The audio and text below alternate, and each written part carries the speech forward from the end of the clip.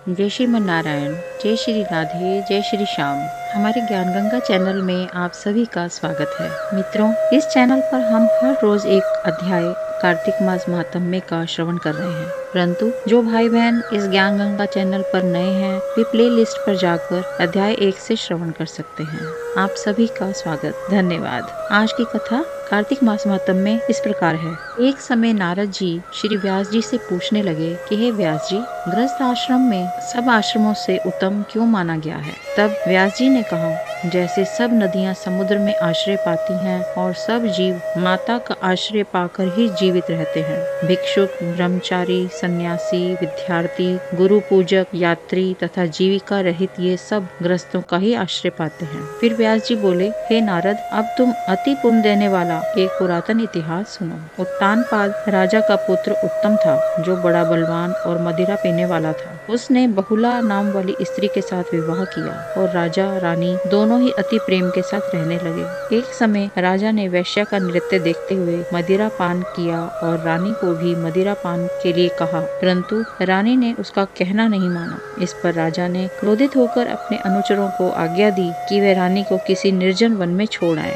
तत्पश्चात राजा रानी के वियोग में दुखी तो हुआ, मगर उसने दूसरा विवाह नहीं किया और प्रजा का पुत्र के समान पालन करने लगा। एक दिन एक ब्राह्मण राजा के पास आकर कहने लगा कि हे राजन, कोई मेरी स्त्री का अपहरण करके ले गया है। उसके वियोग में मैं अति दुखित हूँ, इसीलिए तुम उसे ढूंढ कर लाओ। राजा कहने लगा कि महाराज, मैं नहीं जानता कि आपकी स्त्री कौन, किधर और कहाँ ले गया है, अतः मैं आपकी स्त्री कैसे ढूंढ कर ला सकता हूँ। ब्राह्मण कहने लगा, राजन, छठा भाग लेकर आप प्रजा के रक्षक हैं। मेरी स्त्री घर में सो रही थी, वहाँ से उसे कोई हर कर ले गया है। अब आपका कर्तव्य है कि आप उसे कहीं से भी ढूंढ कर लाएं। तब राजा ने कहा, हे विप्र, मैंने तुम्हारी स्त्री को कभी देखा तक नहीं कि वह कैसे स्वभाव और रूप वाली है। तब ब्राह्मण बोला कि वे यद्यपि कठोर वचन बोलने वाली, कुरूपा, काले रंग की तथा कर्कश स्वभाव वाली है, परंतु मैं उसकी कोई निंदा नहीं करता, क्योंकि वह मेरी पत्नी अर्थात अर्धांगिनी है। तब राजा कहने लगा कि जब तुम्हारी स्त्री ऐसी कुरूपा और क्रूर स्वभाव वाली है, तो तुम उसे लेकर क्या करोगे? मैं अति सुंदर और कल्याणकारी दूसरी स्त्री लाकर दे सकता हूँ। ब्राह्मण कहने लगा कि राजन, मेरी स्त्री मेरे धर्म और कर्म की अर्धांगिनी है। उसकी रक्षा करना मेरा परम धर्म है।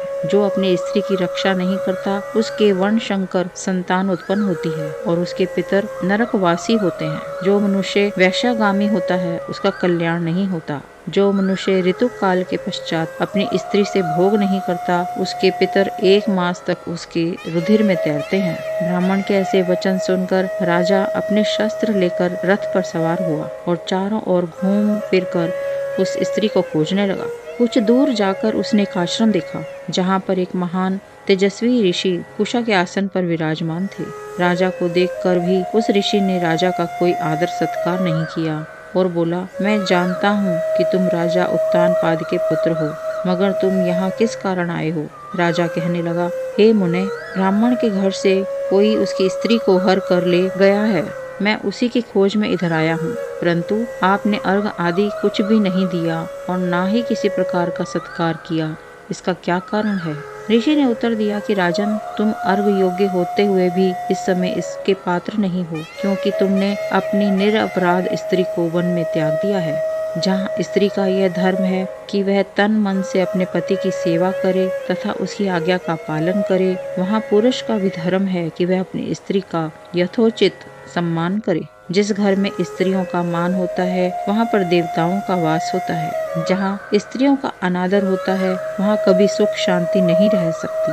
इतना सुन राजा लज्जा युक्त हो पूछने लगा कि भगवान, आप भूत, भविष्य और वर्तमान तीनों काल के जानने वाले हैं, इसीलिए कृपा करके बताइए कि ब्राह्मण की स्त्री को कौन और कहाँ हर ले गया है।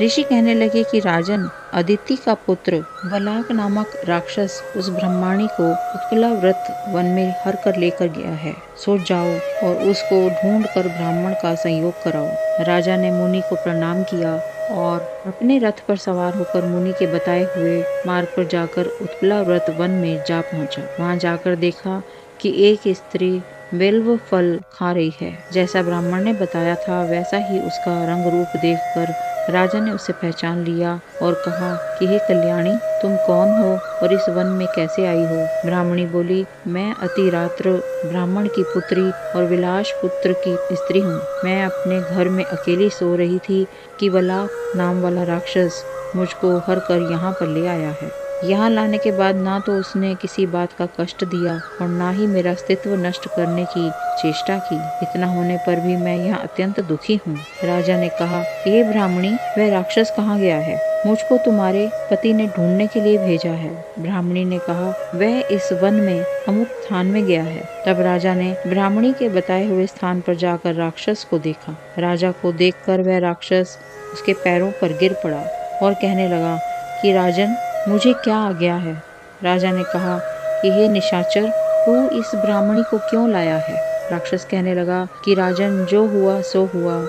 अब आप मुझे जो भी आज्ञा देंगे मैं प्रसन्नता पूर्वक उसका पालन करूंगा। तब राजा ने कहा कि हे निशाचर, यदि तू इस स्त्री के साथ विवाह करना चाहता है तो देख, यह अत्यंत कुरूपा है। यदि खाने का इरादा है तो वैसा कह। राक्षस कहने लगा कि राजन, मेरे घर में अनेक अप्सराएं हैं, उनको छोड़ मैंने कभी किसी के साथ भोग की इच्छा नहीं की।